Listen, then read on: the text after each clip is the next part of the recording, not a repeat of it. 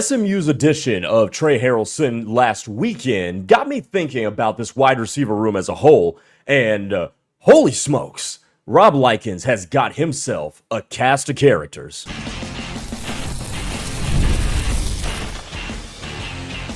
You are Locked On SMU, your daily podcast on the SMU Mustangs, part of the Locked On Podcast Network, your team every day. What's going on, everybody? Welcome to Locked On SMU here on this Monday edition, starting off a brand new week on the show. My name's Grayson Singleton. Thanks so much for tapping in with us and making us your first listen of the day. And our show today is brought to you by our friends at FanDuel. Right now, new customers can bet just $5 and get $250 in bonus bets if your first bet wins. Head to FanDuel.com to get started. Coming up on the show today, well, we've got another portal target that is on campus for SMU as of Sunday. We'll talk about Josiah Parker. Plus, Rhett Lashlee is the Football Writers Association of America Coach of the Year. And I want you to hear what a voter said about Rhett Lashlee, and we'll talk about the state of the program at the end of the show. So make sure you stay tuned for all of it. Glad you're with me. But first, let's go to this wide receiver room, because Trey Harrelson, four-star wide receiver in the class of 2027 from Tyler, Texas, committed to SMU over the weekend. And I got to looking and I got to thinking about it. Rob Likens, we don't really talk about him a whole lot. He's not one of the names that comes up when we talk about assistant coaches, right? Like we've talked about in the past, Casey Woods and Scott Simons ad nauseum. Maurice Crum gets a lot of love. Garen Justice gets a lot of love. But the wide receiver room that Rob Likens has put together is absolutely outstanding. Not just for this year, but for the future as well, not just through high school recruiting, but through the portal as well. So whether you look at it from a timeline standpoint or a method of acquisition standpoint, Rob Likens is on an absolute heater right now. And we did a similar segment on Garen Justice a couple of weeks ago, but Rob is going to fit into this equation. So look at the wide receiver room that SMU has constructed going into the 2026 season.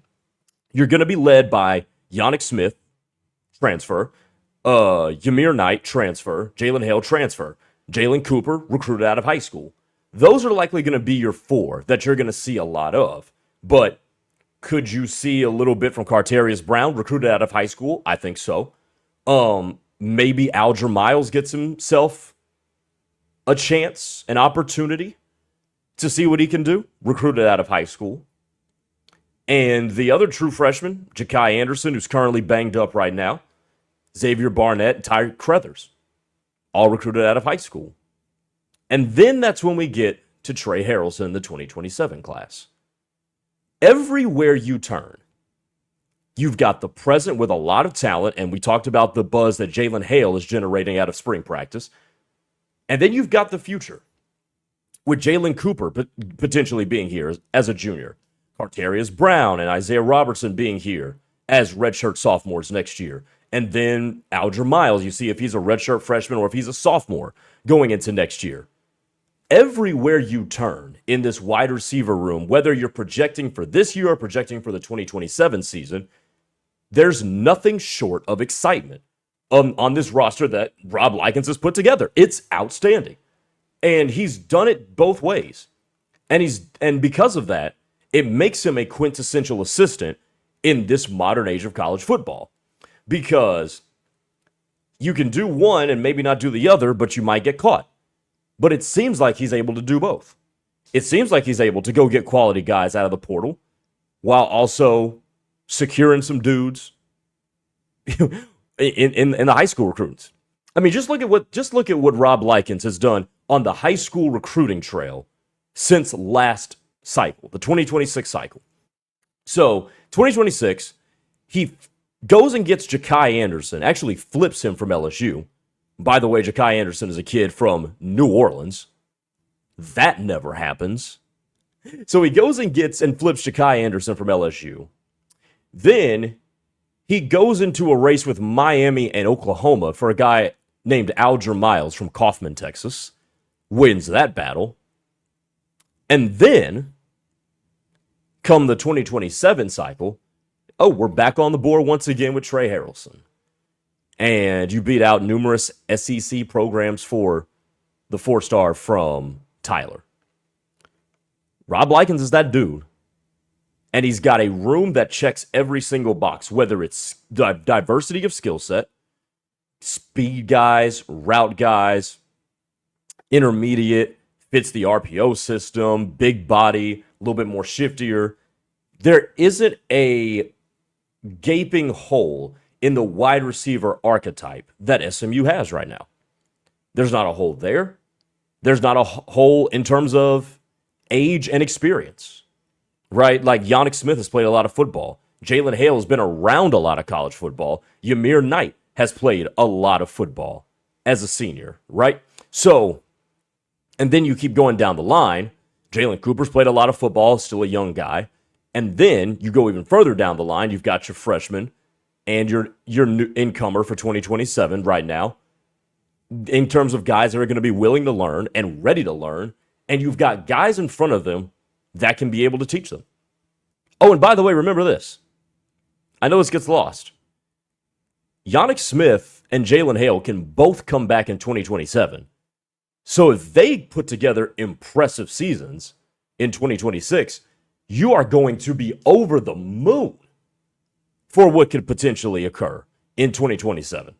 So the more I look at this, the more that I dig into this, and obviously we follow the recruiting stuff a lot on this show, but the more I look at this, the more I got to give Rob Likens his flowers. Because that dude's put together a room. I mean, it's got to be fun for Rob Likens to go into work and to have those guys in the meeting room and, take the floor, I guess would be the appropriate way to say that, take the floor and look out and say, damn, I got some ballers in this room. Some unproven at the ACC level. Yeah, sure. You want to say that? Be my guest. But if what we're hearing out of spring practice matches with some of the things our eyes have told us, this room's going to be pretty good. Yannick Smith's going to be a good player. Jalen Hale, boy, if Jalen Hale can stay healthy, and you couple that with what we're hearing out of spring practice, that kid might be special. We know what Ymir Knight can do. We know the potential of Jalen Cooper. And then I've got nothing but good things to say about a kid like Aldra Miles as well. And we'll see what we get from Carterius Brown.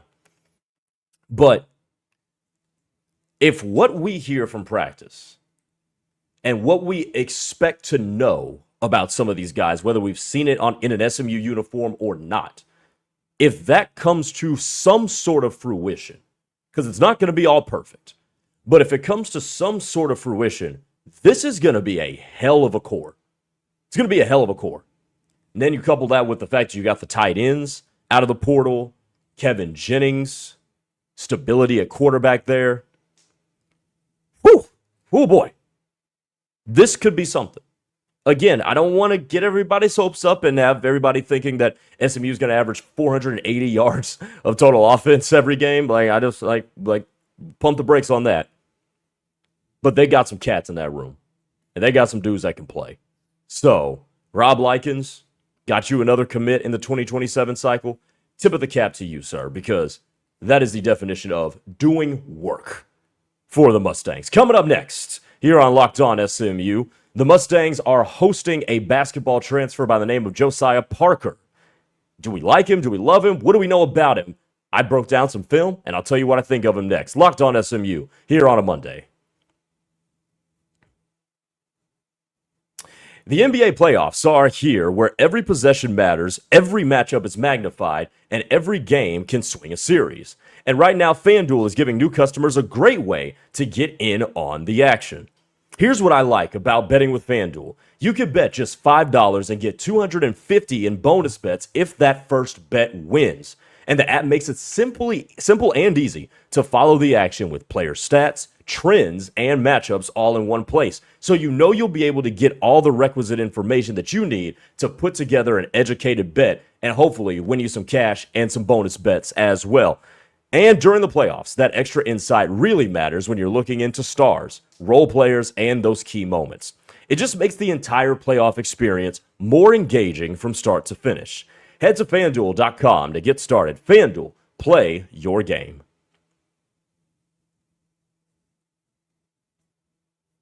Hey, what's up? Welcome back to the show. Grayson Singleton here on Locked On SMU. Appreciate you guys all tapping in with us today. Hey, make sure you tell your friends about the show. Subscribe to the channel. Help us grow this Locked On SMU community. Would really help us out as well. And by the way, join the Everydayer Club. Get Locked On SMU ad-free with the Everydayer Club, plus members-only Discord access. Join at lockedonsmu.supercast.com or click the link in the show notes to learn more. Okay, so SMU Basketball still trying to get their first portal ad of the 2026 cycle, trying to rebuild that roster like we know.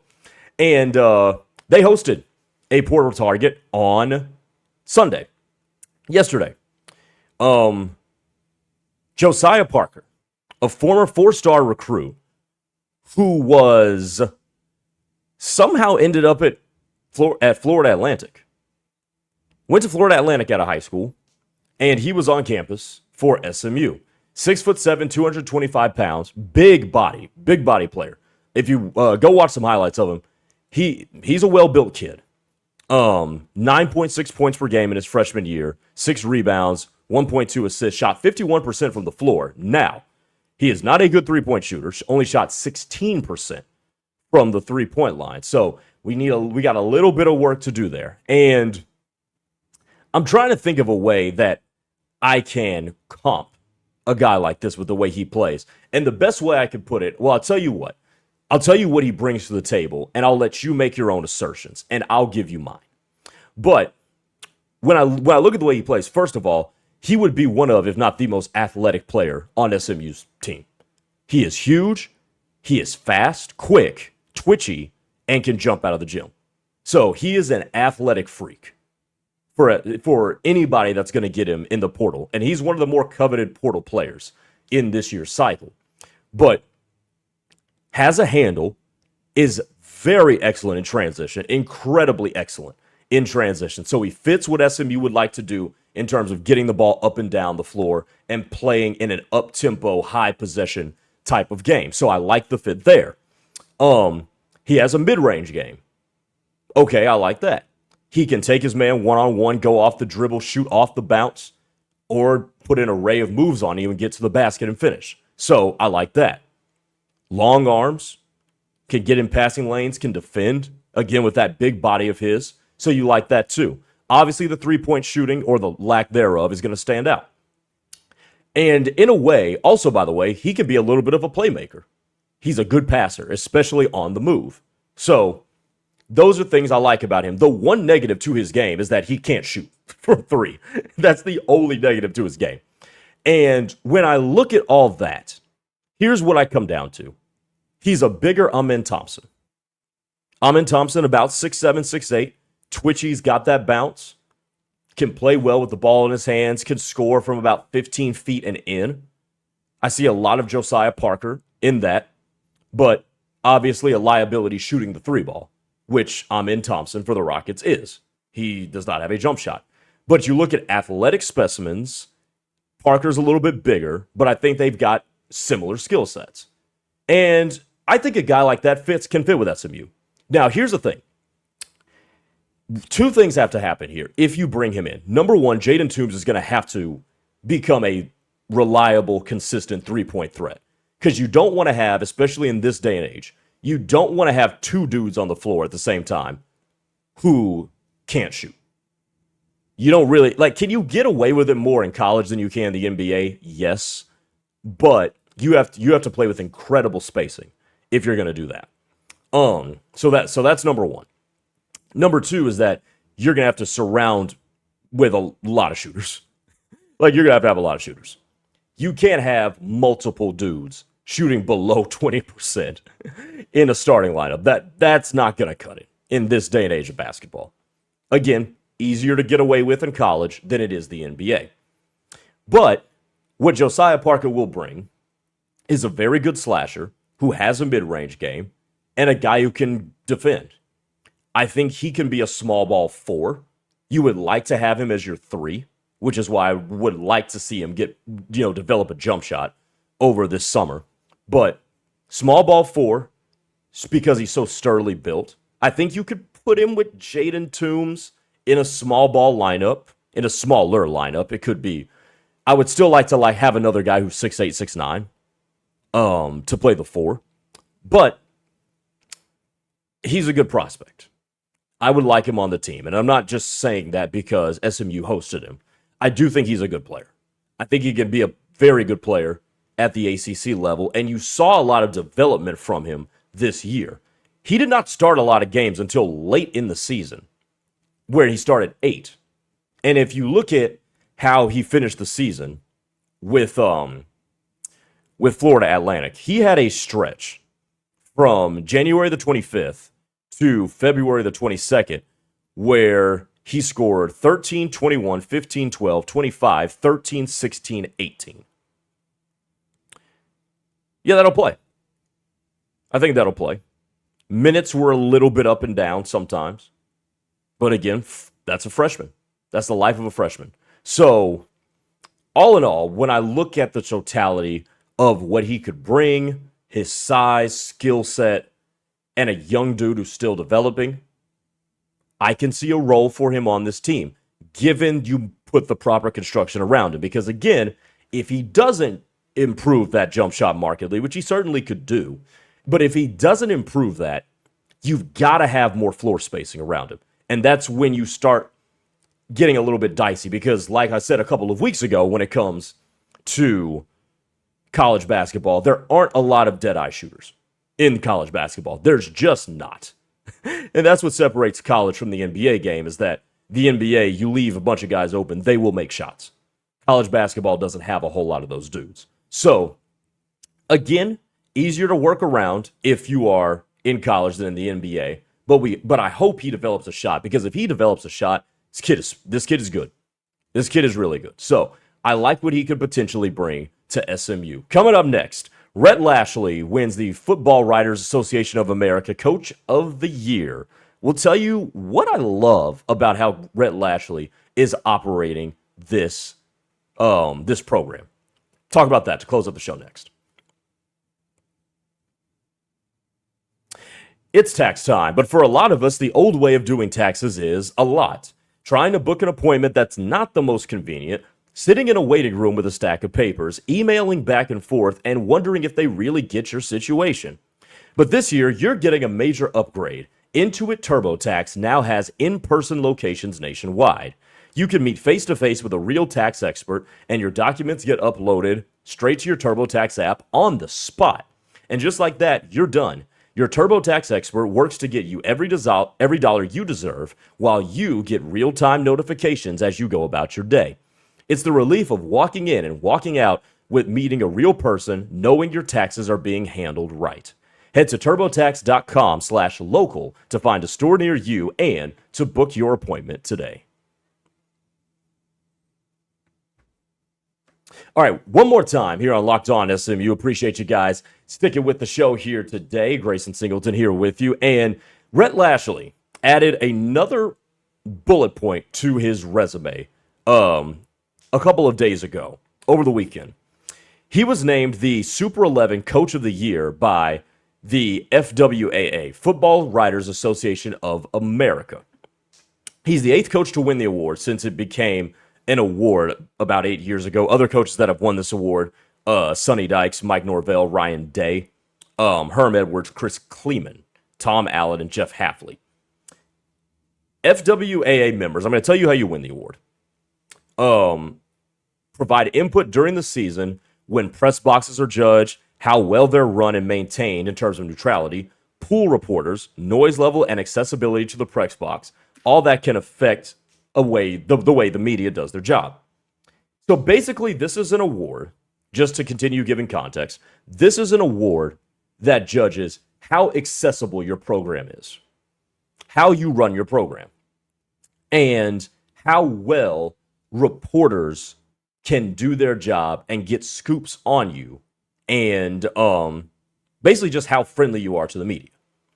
And SMU won this. And I think this is a big deal. Now, it's not going to have a lot to do with, the on-field performance, hence why, a guy like Tom Allen at Indiana wins the award a few years ago, or Jeff Hafley at Boston College. No offense to them personally, but their football programs weren't performing well. But one of the things I've liked about Rhett Lashlee and what I have observed ever since I started covering this team was that, boy, is he accessible. Like, Rhett Lashlee is one of the more accessible coaches in all of college football. He's not one of those coaches that you don't really know what he thinks. Like, he'll tell you. He'll talk to you. And he makes players available. They make assistants available. And they are forthcoming. They don't do all the coach speak. I mean, there's still a little bit there because there has to be. But they're really insightful. And that starts from the top man. And I think the way that Rhett makes his program so accessible, players, staff, himself, and they give us a lot of information, I think is awesome. Remember last summer? Remember last summer when Rhett Lashlee was trading barbs with Paul Feinbaum and then goes on Paul Feinbaum's show? I loved that.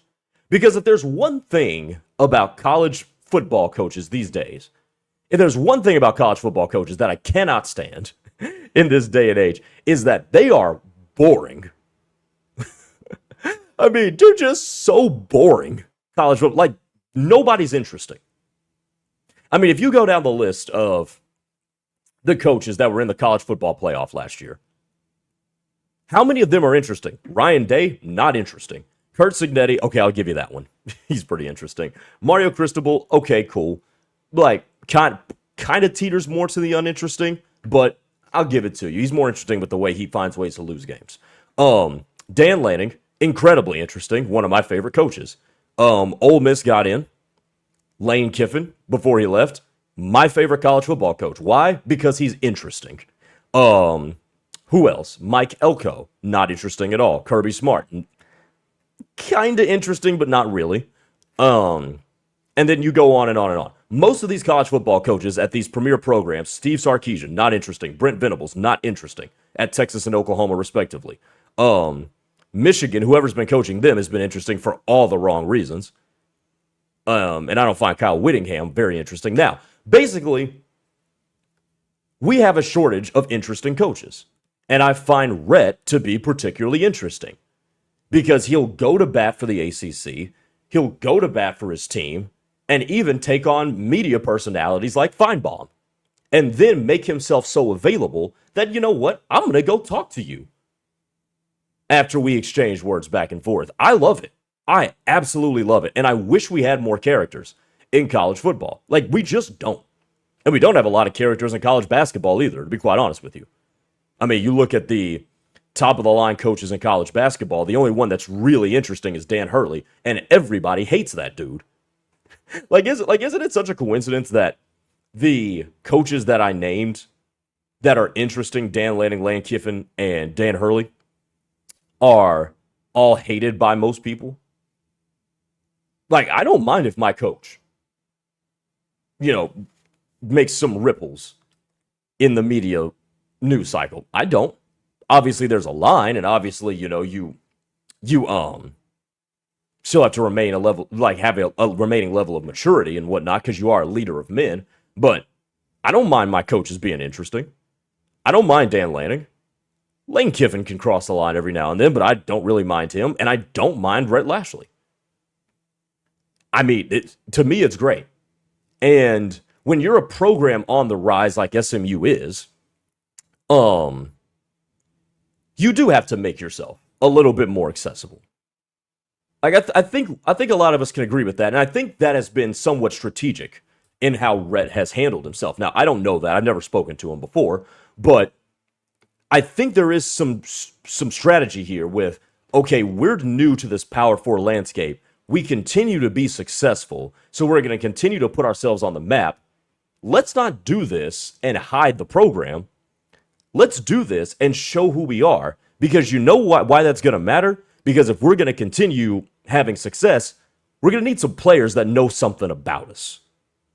And if there's anything any prospective player would know about SMU and know about Rhett Lashlee, it's like, that dude's going to go to bat for you. That dude's going to go to bat for his program and promote his program. That's a big deal in this day and age. And when I hear a coach who can so articulately get across whatever point he wants to get across, do so maturely, do so without making enemies, dude, I mean, that's a dude I want to play for. That's a dude that I like leading a program. What do you need to know? Especially as a media member? What do you need to know? Within reason, we'll tell you. We'll make ourselves accessible. You can talk to the players. As a media member, I love it. And to me, when I saw that Rhett Lashlee was given that award by the Football Writers Association of America, it was no surprise to me one bit. Not at all. Because that's how they've operated the program. Oh, and by the way, Rhett Lashlee has the most wins of any SMU coach through his first 4 years, almost averaging 10 wins a season. That's pretty good, too. But you like the state of the program on the field because of winning games. I like the state of the program as well because I like how it's being operated. Last thing I'll say on this, and then we'll close up the show, but when I was at Oklahoma State covering OSU athletics, Mike Gundy was the complete opposite. I was there the last few years of Mike Gundy. And Mike Gundy was the opposite. Not very forthcoming. Access was a little wonky.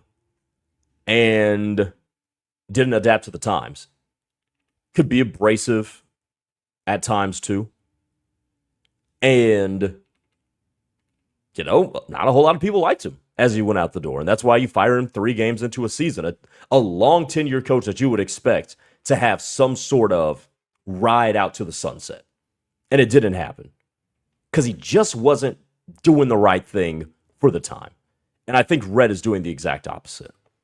I think he's got this program going in the right direction, not just on the field, but how you operate and conduct yourself as a program with relation to the world around you. And I think that's a big deal. So congratulations to Coach Lashlee and congratulations to the program as well. I think that's a really big deal. That needed to be pointed out at the end of the show. All right, that'll do it for Locked On SMU here on this Monday. Appreciate you guys making us your first listen of the day. Remember, if you never miss an episode, the Everydayer Club is built for you. Get Locked On SMU ad-free plus members-only Discord access and more. So head to the link in the show notes to join the club. For those of you on video, we'll send you to our 24/7 National Locked On Podcast Network YouTube channel. On audio, make Locked On College Basketball your second listen of the day. We'll talk to you guys tomorrow for a Tuesday show. I'm Grayson Singleton.